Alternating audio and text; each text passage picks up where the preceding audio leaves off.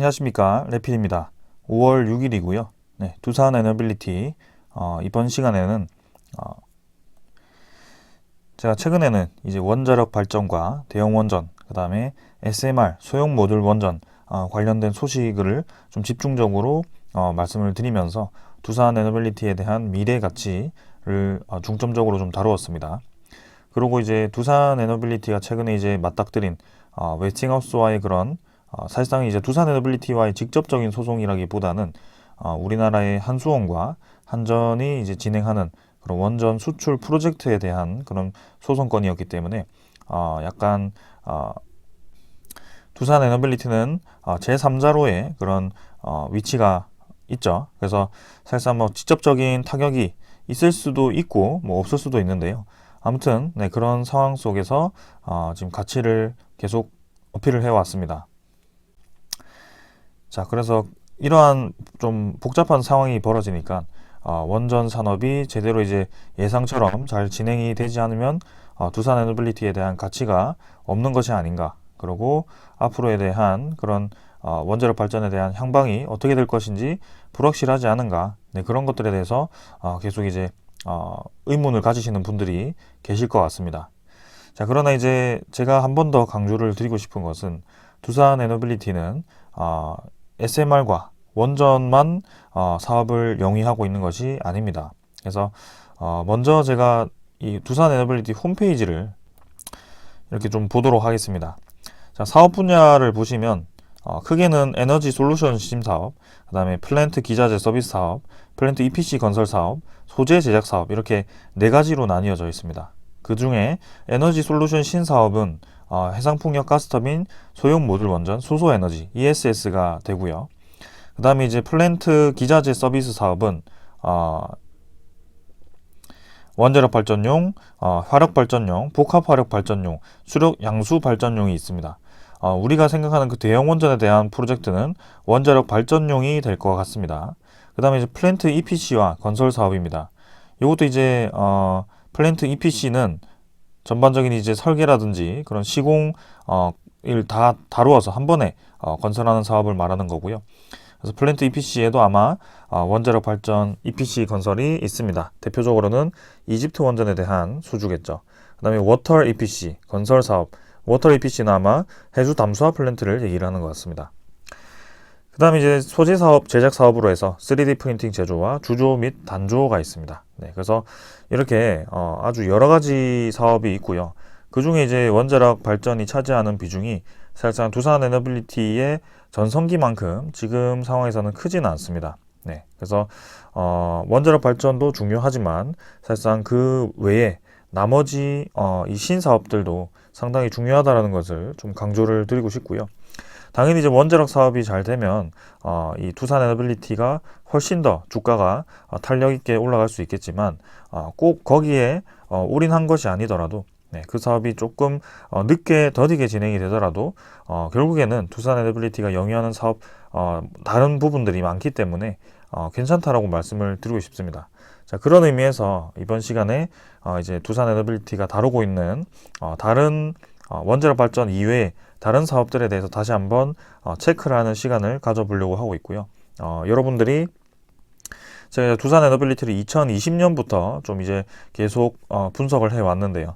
그 모든 방대한 영상을 다 볼 수 없기 때문에 최근에 유입이 되셨거나 아니면 뭐 1년 전에 유입이 되셨더라도 아마 그런 내용을 한 번에 체크하기는 힘드셨을 것 같습니다. 그래서 매일매일 이제 장이 열리고 마감될 때 그 중점적인 기술적인 분석과 함께 이런 소식들을 정리를 하는데 영상 길이도 좀 길고 하니까 전체적으로 좀 다 파악하기가 힘드셨을 것 같습니다. 그래서 그런 면에서 이제 이렇게 또 따로 시간을 가져서 또 이제 분석을 드리려고 합니다.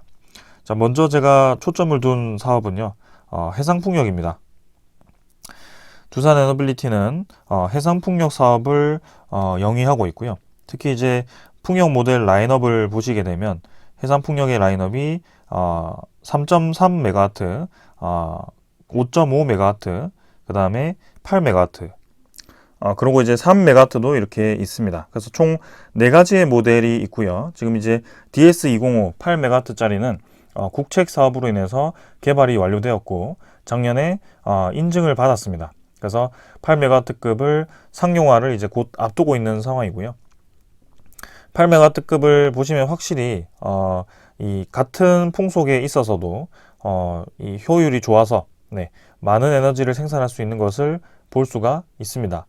특히나 이제 이 모델이 클수록 용량이 클수록 블레이드라는 그 풍력 발전의 이 바람개비 날개라고 할까요? 요 면적이 상당히 커야 되고 길이도 길어야 되는데요.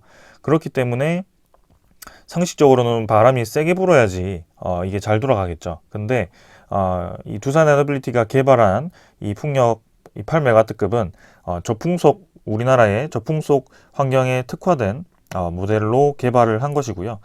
지금 컷인 윈드 스피드를 보시면은 3.5m/s로 상당히 이제 낮은 풍속에서도 효율적으로 이게 발전이 가능하다라는 것을 강조를 하고 있는 것 같습니다. 자, 그래서 이 8메가와트급이 우리나라 풍력 시장에 이제 곧 보급화가 될 것으로 예상이 되고 있습니다. 실제로 이제 두산 에너빌리티가 올 초에 지멘스 가맹사와 해상풍력에 대한 사업을 MOU를 체결을 했고요. 그 내용을 잠깐 보시면 초대형 해상풍력 조립, 시공, 서비스 분야 기술 지식 교류를 했고요.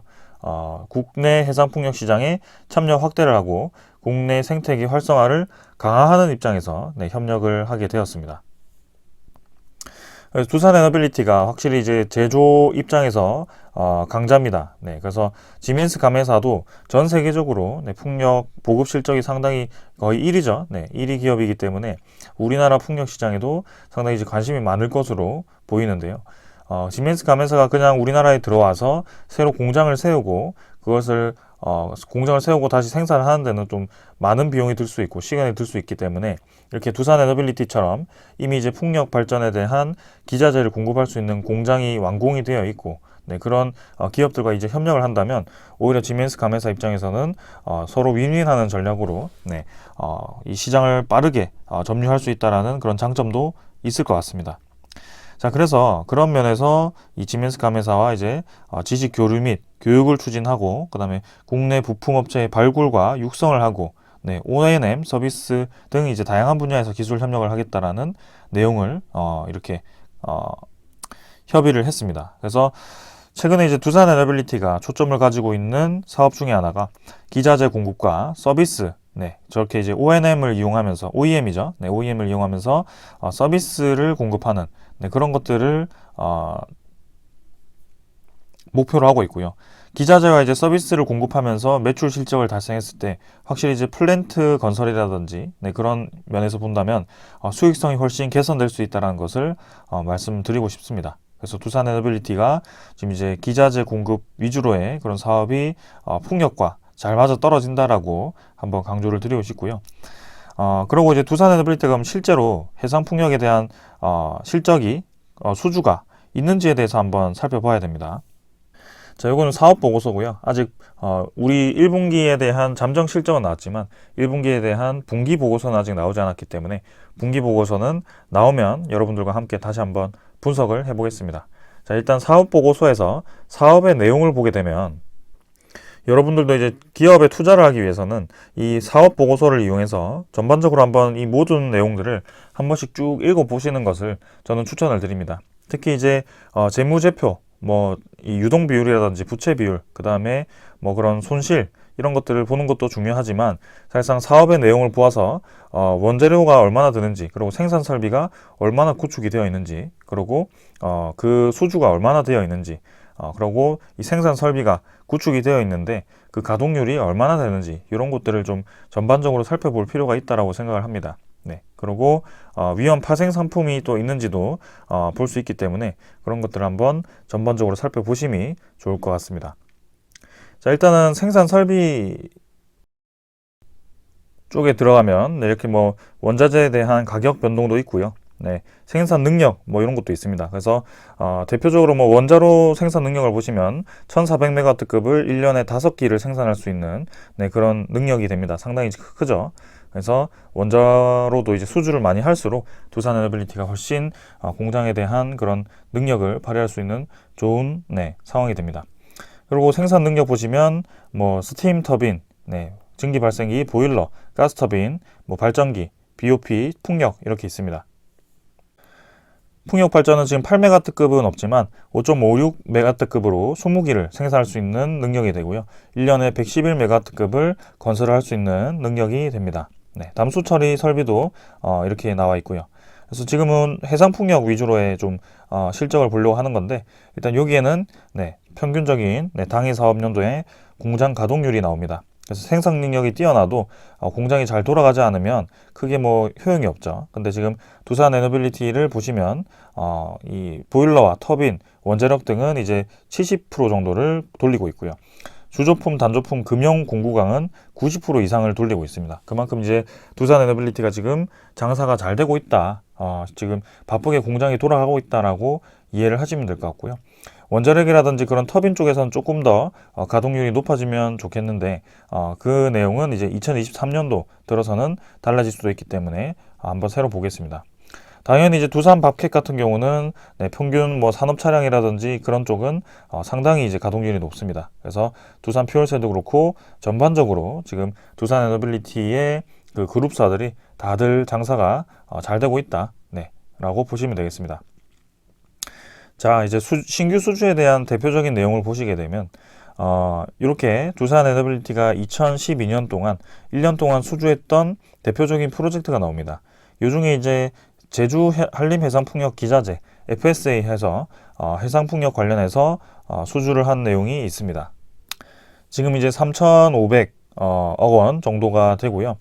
이렇게 이제 해상풍력에 대한 기자재를 공급을 하고 해상풍력에 대한 유지보수 서비스라든지 유지보수의 그런 OEM이라든지 이런 것들을 제공하면서 매출에 대한 실적을 계속 높일 수 있는 그런 상황입니다.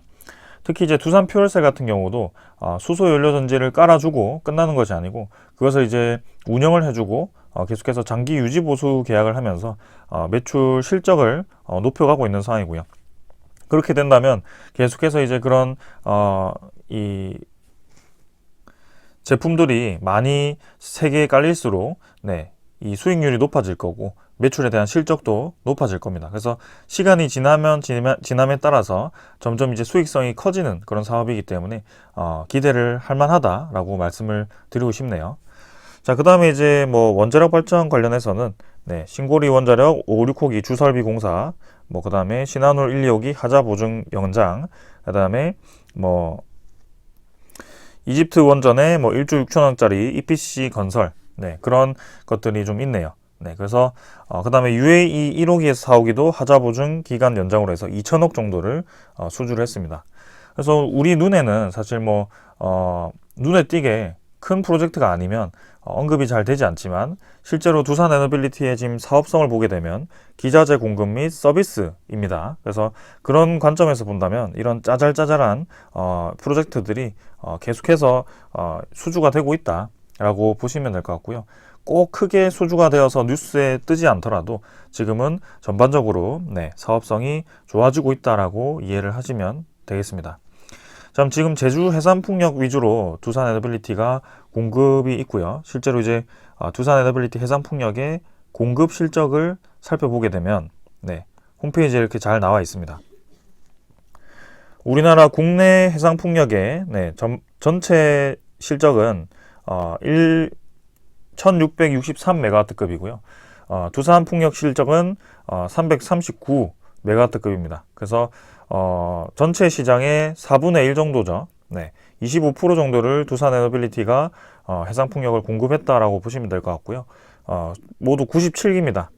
그래서 많이 공급을 했고 이 개수로 따지면 사실 이제 4분의 1 수준은 아니지만 그만큼 두산 에너빌리티가 이 메가와트급 용량이 큰 해상풍력을 위주로 건설을 하고 있다라고 이해를 하시면 될 것 같습니다.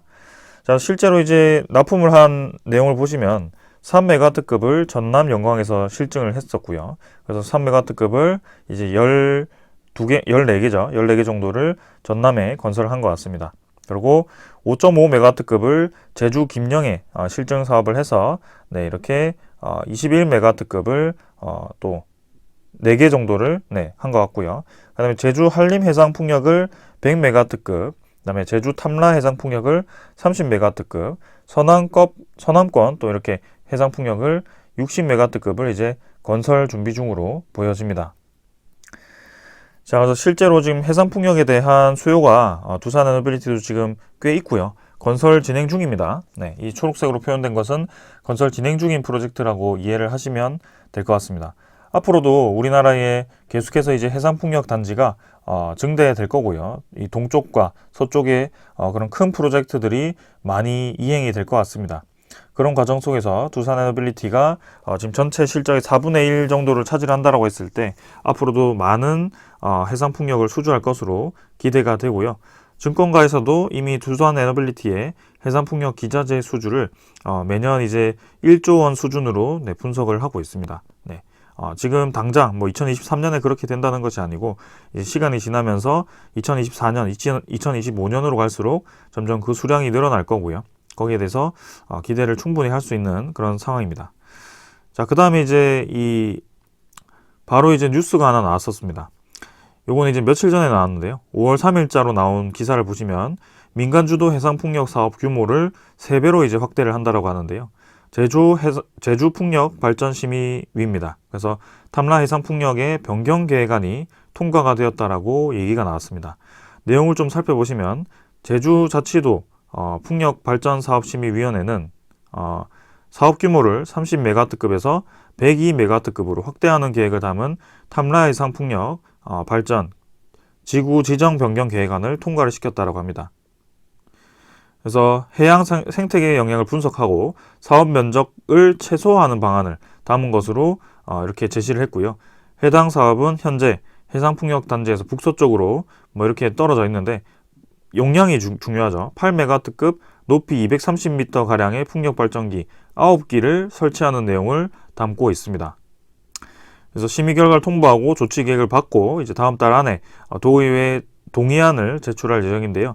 이게 이제 사업이 통과가 된다라고 한다면 지금 8메가와트급은 우리나라에서 두산에너빌리티 외에는 생산할 수가 없습니다. 네, 그래서 두산에너빌리티가 제주 해상 풍력에 또 이제 저렇게 확대가 되었을 때 추가적으로 8메가와트급도 이제 공급을 할 수 있는 이 시장이 생긴다라고 볼 수 있을 것 같고요. 실제로 이 단지죠. 30메가와트급을 110메가와트급으로 증가를 시키겠다라는 것이고요. 8메가와트급을 여기에 건설을 하겠다라는 것 같습니다. 그래서 항상 보시면 실증을 하고 그 주변에 이제 건설하고 실증을 하고 건설하고 지금 8메가와트급을 실증하고 있는 위치가 아마 요 정도일 겁니다. 전남 쪽에서 제가 실증하는 것으로 알고 있는데요. 거기서 이제 실증하고 아마 일단은 해상풍력 이 제주도에 한번 설치하고 그 다음에 이제 이 전라도 쪽에도 계속 해상풍력이 늘어날 것 같습니다. 8메가와트급이. 자, 그래서 그런 12메가와트급, 16메가와트급 이런 아주 큰 대형은 아니지만 우리나라에 적합한 모델로 8메가와트급이 선정이 되었고, 그만큼 상당히 이제 두산에너빌리티에 유리한 상황으로 진행이 될 것 같다라고 말씀을 좀 드리겠습니다.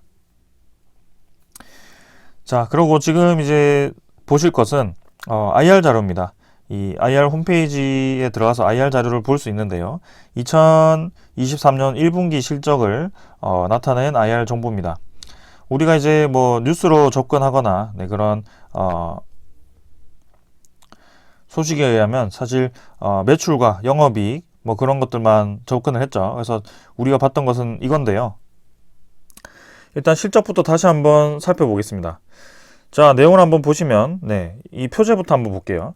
신한울 3, 4, 5기, 카자흐스탄, CCPP 등 수주로 연간 수주 목표액의 50%를 달성했다. 그리고 수주 및 수주 잔고 증가에 기반한 매출 및 영업이익이 모두 전년 대비 성장을 했고 이익 개선과 작년 말 일회성 비용 영향 제거 등에 의한 순이익 흑자 전환이 되었다. 그리고 매출 및 투자 확대, 운전 자본 증가로 부채 비율 및 순 차입금이 소폭 증가를 하였다. 이렇게 진행이 되었습니다. 그래서 내용을 보시면 수주 잔고가 지금 이제 2022년 1분기, 2022년 4분기, 2023년 1분기인데요. 지금 1조 7천억입니다. 1분기 기준으로 수주 잔고가 상당히 많아졌고요.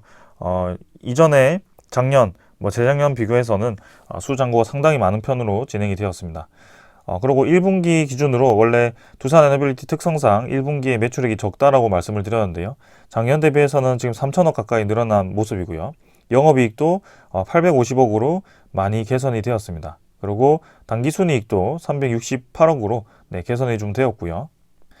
순차입금이 이제 3천억 정도가 증가를 했는데, 이것은 이제 나와 있죠. 매출 및 투자 확대로 인해서 증가를 했다라고 되어 있습니다.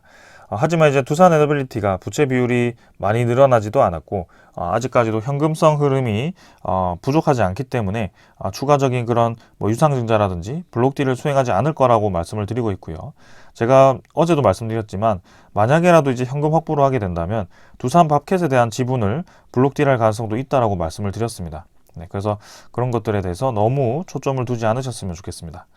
자, 연결 기준으로는 당연히 더 좋죠.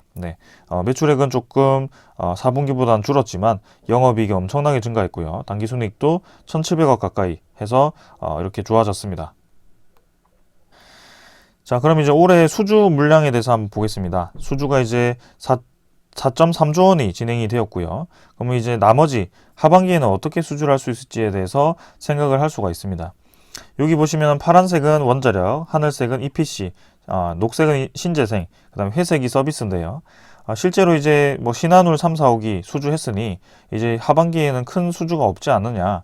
폴란드 원전에 대한 수주가 지금 웨스팅하우스에 대한 소송건으로 잘 진행되지 않을 수도 있는데, 그러면 이제 목표했던 8.6조가 되지 않을 수도 있지 않느냐, 이렇게 얘기하시는 분들이 있습니다. 그러나 실제로 두산 에너빌리티의 경영 계획상으로는 올해 폴란드 원전에 대한 수주권은 없었습니다. 그것을 제외하고도 8.6조에 대한 수주를 달성할 수 있을 정도고요. 그러면 나머지 이제 그 4.3조 원을 제외한 수주 내용을 보시면 SMR 등 0.6조를 추가 수주를 하게 되고, 동남아, 그 다음에 중동 복합 화력에서 또 8천억 정도, 그 다음에 대형 가스터빈 실증을 지금 하고 있죠. 김포 열병합발전소에서 실증 사업을 하고 있고, 수소와 신재생 성장 사업을 이제 추가로 해서 9천억, 그 다음에 서비스와 단품 개보수, 그 다음에 일반 건설이 2조로 잡혀 있습니다. 그래서 지금 대부분의 신사업 중에서도 SMR과 해상풍력 위주로의 사업이 있고, 그 다음에 서비스, 단품 개보수가 2조로 잡혀 있는 만큼 상당히 이제 거기에 대해서 사업성이 크다라고 얘기를 드릴 수 있을 것 같습니다. 자, 그래서 여기서 플러스 이제 폴란드까지 수주를 하게 된다면 뭐 더할 나위 없죠. 수주가 엄청나게 증가를 하는 것입니다. 수주가.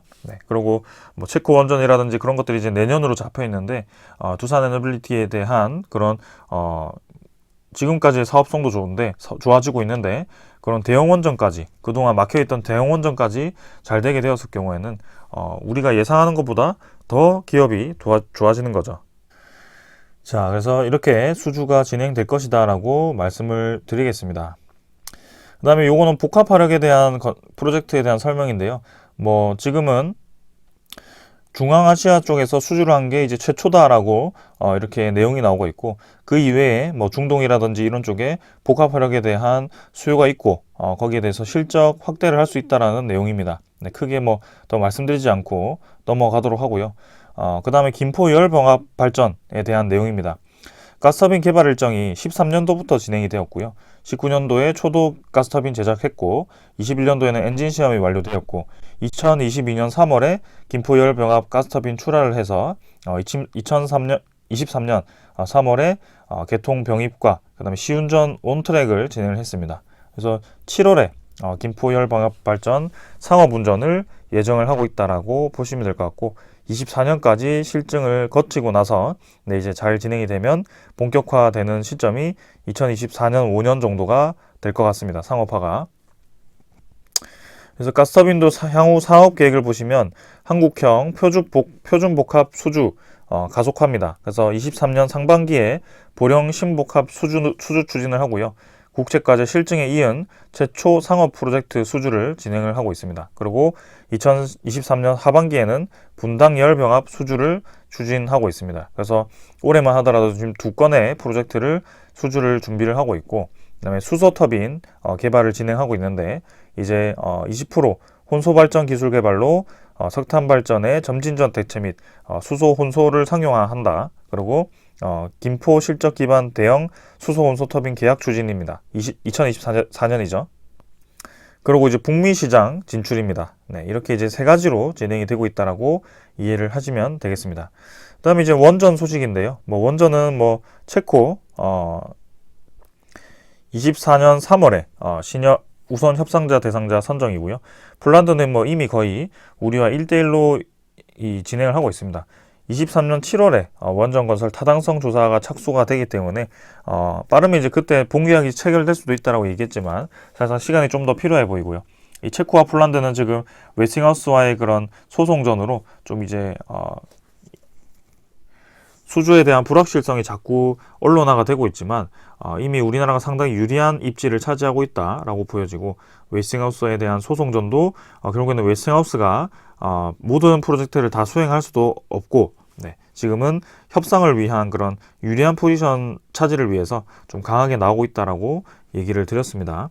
그리고 이제 영국도 지금 우리나라와 이 진출을 하기 위한 협력을 하고 있고, UAE도 1, 4호기 이후에 이제 5, 8호기죠. 네, 후속 호기 건설을 기대를 하고 있는 거고, 튀르키예도 이제 사업 예비 제안서 제출했고요. 나머지 이제 사우디라든지 슬로베니아, 베트남, 카자흐스탄, 벨기에, 핀란드, 네덜란드, 필리핀 여러 차원에서 수주 활동을 진행 중이다.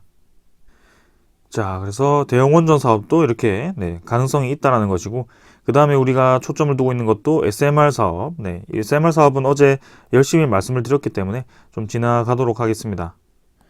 이건 이제 또 재무제표인데요. 현금성 자산은 아직 이제 6천억 정도 여유가 있다라는 것이고, 작년 말 대비해서는 조금 줄었지만 크게 지금 위험한 정도가 아닙니다. 그리고 순차입금이 증가하긴 했지만 공사 그런 프로젝트 증가로 인해서 지금 순차입금이 조금 있었던 것 같고, 그건 이제 매출화가 되고 수익성이 나면서 결국에는 해결이 될 것입니다. 부채 비율도 거의 작년과 비슷하기 때문에 크게 우리가 주목해야 할 만한 사항은 없고요. 지금은 전반적으로 수주를 많이 했고 사업성이 이제는 빛을 발할 때가 다가오고 있다라고 여러분들께 말씀을 드리겠습니다.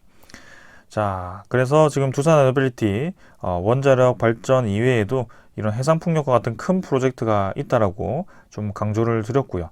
그 다음에 또 한 번 우리가 지금 잊고 있는 사업이 하나가 있습니다. 두산 에너빌리티가 사우디 쪽에 작년 말이었죠. 최대 주단조 공장 설립에 대한 MOU 체결을 했습니다. 네. 근데 이 주단조 공장에 대한 설립이 그냥 두산 에너빌리티가 공사만 진행해 주는 것이 아니고요. 거기에 대해서 내용을 좀 더 자세히 다시 한번 말씀을 드리겠습니다. 자, 지난 2월에 이제 체결한 1조 원 규모의 합작사 공장 EPC 계약의 연장선으로 이제 MOU 체결이 진행이 되었었는데요. 이 공장은 사우디 산업투자공사 두스르, 그 다음에 사우디 아람코의 완전차 회사인 사우디 아람코 개발기업, 그 다음에 두산 에너빌리티, 이게 3자 간에 이렇게 캐스팅 포징이라는 합작사를 설립을 했습니다. 그래서 지분 투자를 해서 합작사를 설립해서 그 합작사를 통해서 이제 이런 조선산업단지에 건설을 하게 되는 것이고요. 그렇게 건설을 했을 때 합작사에 지분이 있다면 당연히 그 공장에서부터 나오는 수익을 두산 에너빌리티가 일부 받을 수 있는 구조가 되게 됩니다. 그렇기 때문에 저는 분명히 의의가 있다라고 보고 있고요.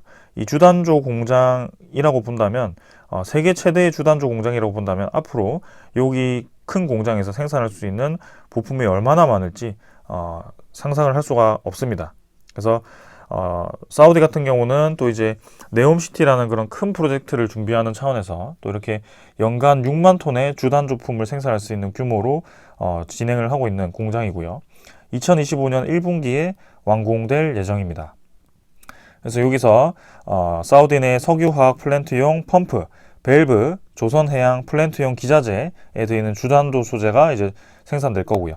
장기적으로는 풍력 발전, 플랜트 및 발전용 플랜트용 주단조 제품으로 생산 영역을 확대할 계획이다.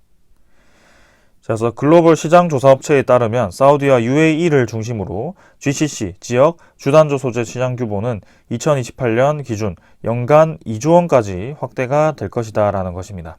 네, 사우디와 UAE 중심입니다. 네, 그래서 두산에너빌리티가 이 주단조 사업에 상당히 이제 공을 들이고 있고, 거기로부터 이제 중장기적으로 수익을 얻을 수 있는 구조가 지금 형성이 되고 있다는 것이고요. 특히 사우디에서 저렇게 큰 합작사를 세워서 건설을 한다는 것에서 의미가 있습니다. 그리고 두산에너빌리티가 지금 저렇게 주단조 공장만 건설하는 것이 아니고 해수 담수화 플랜트를 또 수주를 했었습니다. 그래서 얀부도 두산에너빌리티가 수주를 했고, 슈아이바도 두산에너빌리티가 수주를 하면서 지금 이렇게 이제 바다를 따라서 이렇게 수주를 진행하고 있습니다. 네옴시티는 이제 이쪽에 형성이 되는데요. 네옴시티가 건설되었을 때도 분명히 해수 담수화 플랜트가 필요할 것인데요. 거기에 대해서도 이제 두산에너빌리티가 또 수주를 할 수 있는 가능성이 있습니다.